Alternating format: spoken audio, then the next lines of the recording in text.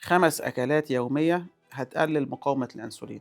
في ناس كتيرة فاكرة إن مقاومة الأنسولين معناها إن الجسم بيبطل يفرز أنسولين، لكن الحقيقة إن الجسم بيفرزه عادي، بس الخلايا ما بقتش سامعة له كويس، وده بيخلي السكر يعلى رغم وجود الأنسولين، وده بيتعالج بالأكل الصح مش بالحرمان، زي الكربوهيدرات المليانة بالألياف زي الشوفان، البقوليات، الخضروات الورقية. الألياف بتبطئ امتصاص السكر وبتخلي الجسم يفرز أنسولين بشكل متزن، فبتقلل التذبذب الحاد في السكر. زي الدهون الصحية، الدهون الصحية زي زيت الزيتون، الأفوكادو، المكسرات. والدهون ما بترفعش السكر، الدهون دي بتحسن حساسية الخلايا للأنسولين وبتقلل الالتهابات المزمنة اللي بتضعف استجابة الجسم. البروتين زي الفراخ، السمك، البيض، الزبادي اليوناني. البروتين بيخليك تشبع أسرع، بيقلل الشهية، وبيمنع ارتفاع السكر المفاجئ بعد الأكل.